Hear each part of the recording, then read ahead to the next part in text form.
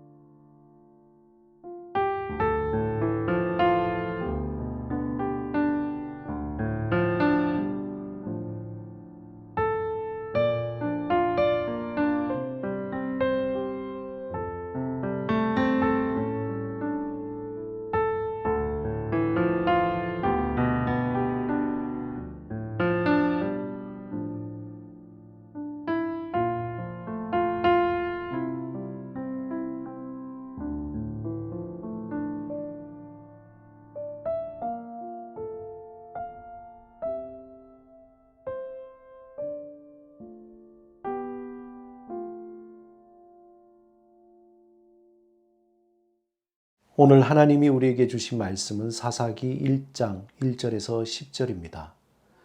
성령 충만함으로 말씀을 마음을 다해 읽겠습니다. 여호수아가 죽은 후에 이스라엘 자손이 여호와께 여쭈어 이르되 우리 가운데 누가 먼저 올라가서 가나안 족속과 싸우리이까? 여호와께서 이르시되 유다가 올라갈지니라. 보라 내가 이 땅을 그의 손에 넘겨주었노라 하시니라. 유다가 그의 형제 시므온에게 이르되 내가 제비 뽑아 얻은 땅에 나와 함께 올라가서 가나안 족속과 싸우자.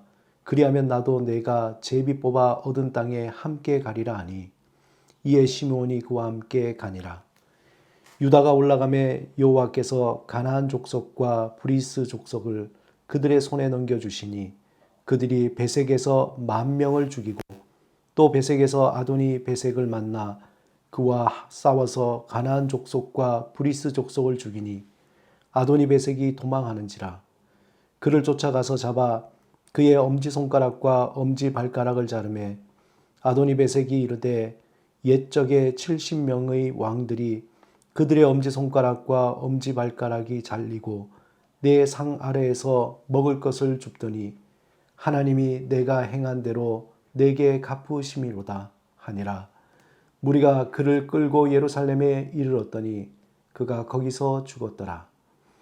유다가 예루살렘을 쳐서 점령하여 칼날로 치고 그 성을 불살랐으며 그 후에 유다 자손이 내려가서 산지와 남방과 평지에 거주하는 가나안 족속과 싸웠고 유다가 또 가서 헤브론에 거주하는 가나안 족속을 쳐서 세세와 아히만과 달메를 죽였더라. 헤브론의 본 이름은 길얏 아르바였더라. 우리가 아는 사사기의 사사라는 말은 히브리어로 쇼페팀이라고 합니다. 그 뜻은 중재하는 자, 다스리는 자, 재판을 담당하는 자라는 의미를 가지고 있습니다. 이들 사사들은 각 지파별로 또는 지역별로 평상시에는 백성을 재판하며 다스렸으며 전시에는 군대의 지휘관으로 또 활동을 하게 됩니다. 이러한 사사들이 세움을 입을 때에는 대부분 하나님의 신이 그들에게 임재했습니다. 사사기는 여호수아의 지도력 아래 하나님께 순종하였던과 달리 하나님 앞에서 그 뜻을 거스리고 혼란 가운데 살아가게 됩니다. 사사시대의 이스라엘은 사람마다 자기 소견에 옳은 대로 행하였다. 그렇게 표현되고 있습니다. 또한 여호와의 목전에서 악을 행하였다. 이 두 구절을 통해서 사사시대의 분위기가 어떠한지 우리는 알 수 있습니다. 이러한 때에 하나님은 사사들을 세우시고 그들을 통해서 하나님의 뜻을 이루어 가셨습니다.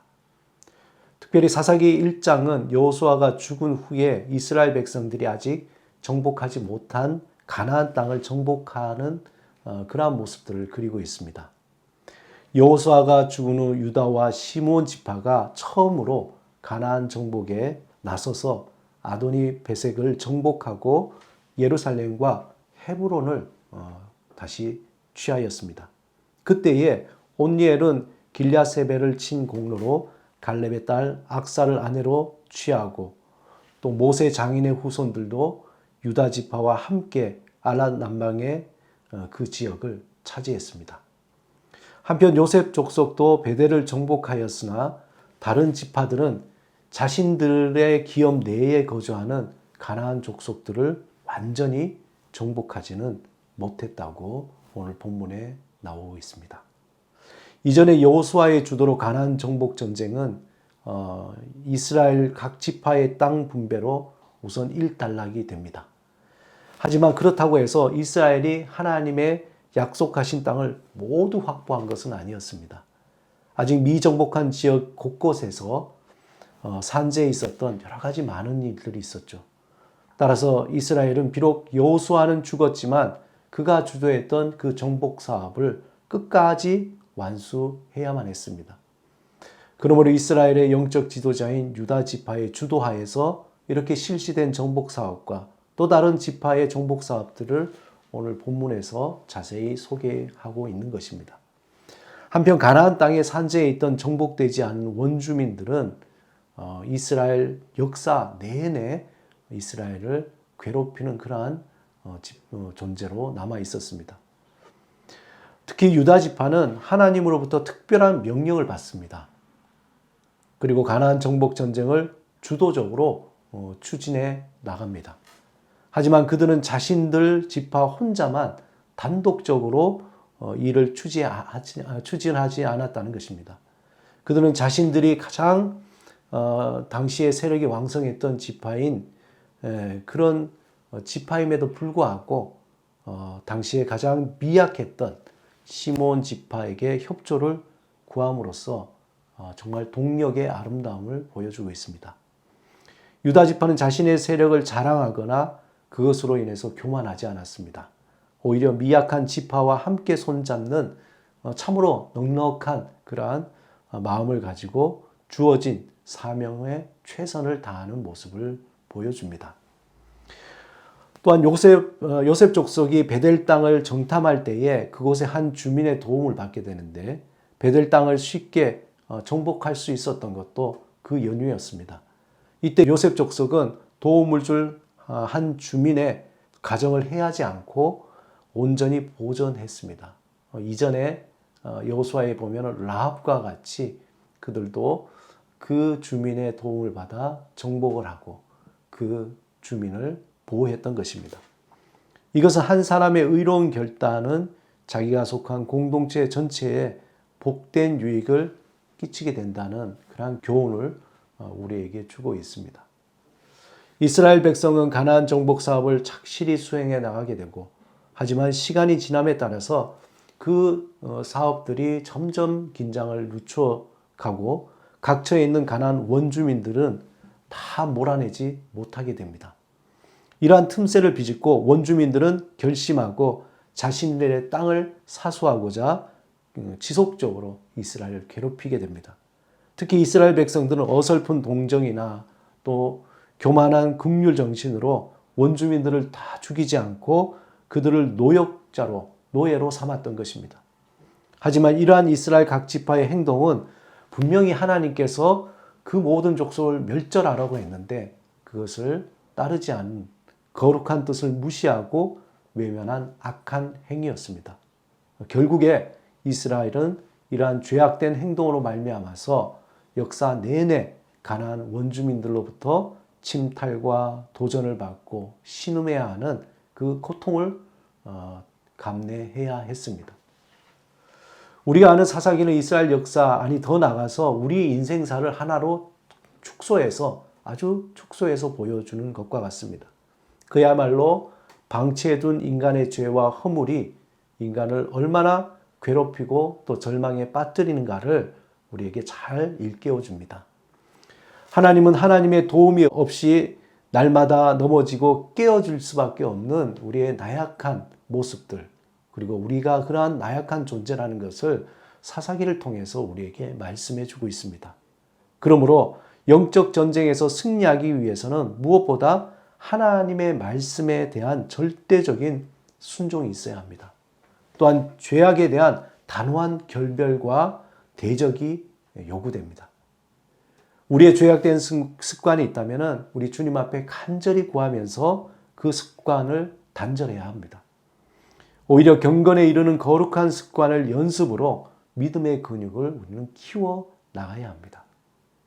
사랑하는 여러분, 오늘도 우리에게 주신 하나님의 이 선물인 하루, 이 하루 가운데 우리의 잘못된 습관을 다 내려놓고 또한 하나님께서 주시는 거룩한 습관을 취하시기 바랍니다. 그리고 새로운 삶의 습관을 통해서 하나님의 풍성한 삶, 하나님의 복된 삶을 누리며 살아가시는 여러분이 되시기를 주님의 이름으로 축원합니다. 함께 기도드리겠습니다. 주님, 우리 안에 죄악된 습관들을 절연히 끊어내게 하옵소서. 경건에 이르는 거룩한 습관으로 믿음의 근육을 든든하게 하옵소서. 예수 그리스도 이름으로 기도드립니다. 아멘.